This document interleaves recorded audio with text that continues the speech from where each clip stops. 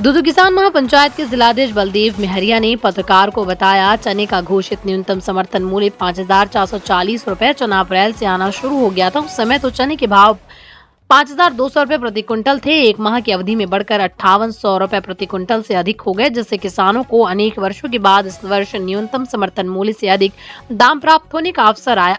सरकार ने चने के आयात शुल्क को घटाकर शून्य तक लाकर किसानों के चने के उचित मूल्य से भी वंचित करने का काम कर दिया।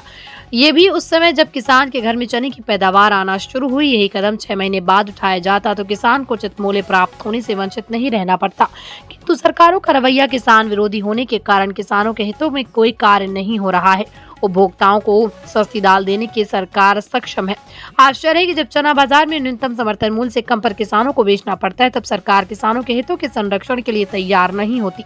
सरकार किसानों को अपनी उपज को घाटे में बेचने के लिए विवश करती रहती है, जबकि संसद में वो भी किसान को घोषित न्यूनतम समर्थन मूल्य से कम दामों पर अपनी उपज बेचने के लिए विवश नहीं होने देने का वचन देती है। सरकार की कथनी और करनी में अंतर के कारण कटे पर नमक छिड़कने के समान किसानों को दर्द होता है। अच्छा ये हो कि सरकार आयात शुल्क मुक्त करके आदेश को तत्काल वापस ले, अन्यथा किसानों का विरोध सहने के लिए तैयार रहे।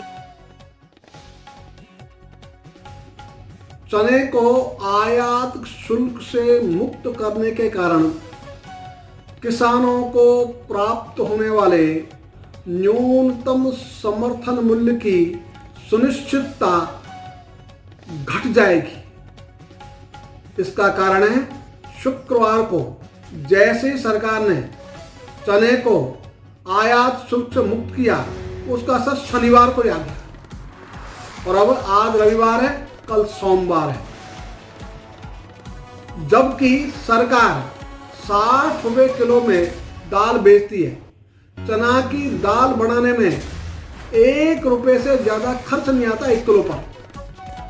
आराम से उपभोक्ताओं को दाल उसी मोल में सरकार दे सकती है।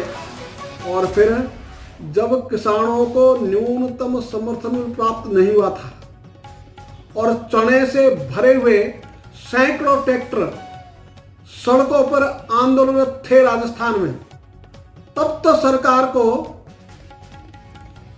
दया नहीं आई किसी पर भी और किसानों को लुटने दिया। अब किसानों को भाव मिलने लगा तो सरकार के पेट में दर्द हो गया। ये सरकार का दोहरा रवैया है। अच्छा हो सरकार चने को निर्मुक्त करने का आदेश वापस ले ले, अन्यथा किसानों का विरोध सहने के लिए तैयार हो जाए।